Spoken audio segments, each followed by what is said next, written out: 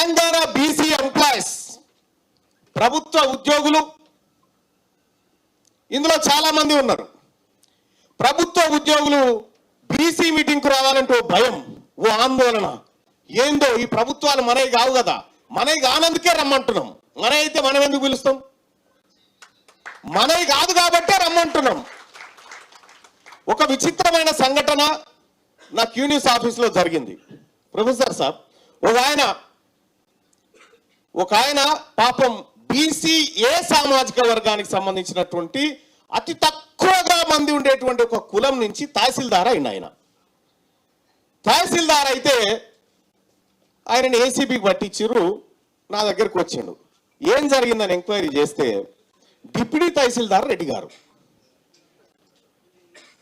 ఆయన కింద ఈయన పనిచేయలేక వెంటనే ఏసీబీకి పట్టించింది, ఇంకో బీసీని పెట్టి కథం వెళ్ళిపోయింది ఇన్ఛార్జ్ ఆయన. ఈ నమూనాలో కుట్ర జరిగింది. ఇంకా అంతేకాదు, ఇంకొక భారీ కుట్ర కూడా ఉంది. వెనకబడిన తరగతుల పిల్లలు సహజంగా ఎంపీసీ బైపీసీ చదవకపోతుండే, ఎందుకంటే వాళ్ళకు ఉండే అవకాశాలు తక్కువ. సిఈసి హెచ్ఈసి లాంటివి చదువుకునేటువంటి వాళ్ళు. ఎడ్యుకేషన్ డిపార్ట్మెంట్లో గతంలో మ్యాథమెటిక్స్ టీచర్, సైన్స్ టీచర్కి హెచ్ఎంఐ ప్రమోషన్లు తీసుకొచ్చారు గతంలో. అంటే దాని అర్థమైంది, హెచ్ఈసిబి ఇన్ని రకాలైనటువంటి కుట్రలు జరుగుతూ ఉన్నాయి విద్యారంగంలో. ఏ రంగంలో చూసుకున్నా ఇదే కథ, ఇదే దోపిడీ. నేను ఓపెన్గా చెప్పిన ఈ తెలంగాణ రాష్ట్రం హైదరాబాద్ సంస్థానం నుంచి ఇప్పటి వరకు ఒకే ఒక్కరిని ఓపెన్గా చెప్తా ఉన్నా, తీన్మార్ మల్లన్నకు మీ రెడ్డిల ఓట్లు వద్దు, మా బీసీల ఓట్లు చాలు. మీరు ఆ మాట చెప్తారా? మీ బీసీల ఓట్లు మాకు వద్దని మీరు చెప్పగలుగుతారా?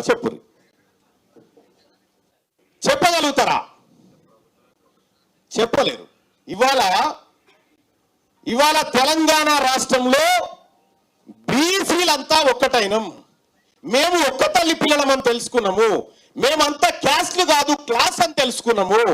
మీరు దాచిపెట్టి, మీరు అణిచిపెట్టినటువంటి అన్ని చరిత్రలను బయటికి తీస్తా ఉన్నాము. ఇలా తీన్మార్ మల్లన్న లేకపోతే వేదిక మీద ఉన్నటువంటి మేమందరం కూడా మా తలను లెక్క పెట్టమంటే మీ తలను లెక్క పెట్టమయ్యా, మీ ఇంట్లో ఉన్నటువంటి కుక్కలను లెక్క పెడతామని చెప్తా ఉన్నారు వీళ్ళు. తెలంగాణ రాష్ట్రంలో పందులన్నునే లెక్క ఉంది కానీ బీసీలు ఎంతమందిరో లెక్క లేదట వాళ్ళ దగ్గర. నేను అందుకోసమే ప్రతిరోజు వీళ్ళ లెక్కలు తీస్తా ఉన్నా. ప్రతిరోజు ఏ నియోజకవర్గంలో ఎవరెవరు ఉన్నారు, ఏం కథ అనేది లెక్కలు తీసి పక్కాగా స్క్రీన్ మీద వేసి ప్రజలకు చూపిస్తా ఉంటే ఒక ఆయన చెప్పిండు, పాపం రెడ్డి గారు, మా ఓట్లతో గెలిచినావు మళ్ళా నువ్వు రాజీనామా చేయన్నాడు. నీ ఓట్లే పిడికేయడానికి లేవు, నీ ఓట్లే గిన్ని లేవు. ఈ గెలిచినట్లా ఎవరోట్లతో ఎవరు గెలిచింది అనేది ఇక నేను నియోజకవర్గాల వారికి వేసుకుంటూ వస్తున్నా. ఇక వాళ్ళకు వశపోతలేదు ఇప్పుడు. అరే నీ అమ్మ ఇన్ని రోజులు దాచిపెడితే మళ్ళా బయటికి రాబట్టే ఈ లెక్క ఎట్లా చేద్దాం?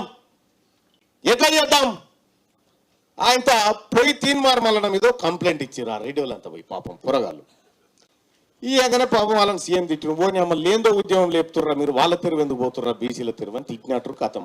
వాళ్ళంతా వాళ్ళు ఉన్నారు. మేము కోరుకునేది కూడా గదే. ఇలా హైదరాబాద్లో హైడ్రా ఎఫ్టీఎల్ బఫర్ జోన్లలో ఉన్నటువంటి బిల్డింగులు కూలుస్తా ఉన్నారు కదా, మరి బీసీల బఫర్ జోన్లోకి బీసీల ఎఫ్టీఎల్లోకి వచ్చి పదవులు కొట్టకపోయినటువంటి వాళ్ళని మనం కూడా కొట్టాలా వద్దా? హైడ్రా ఈ బీసీలో బీసీ జేసీబీ రావన్నా వద్దా? బీసీ ఇటాచి రావన్నా వద్దా? ఇది బీసీ ఇటాచి బీసీ జేసీబీతోని తయారైతున్నటువంటి ఒక బలమైన ఉద్యమం ఈ బీసీలోంచి పుట్టింది. ఇప్పుడు మన జేసీబీలు చూసి భయపడుతున్నారు.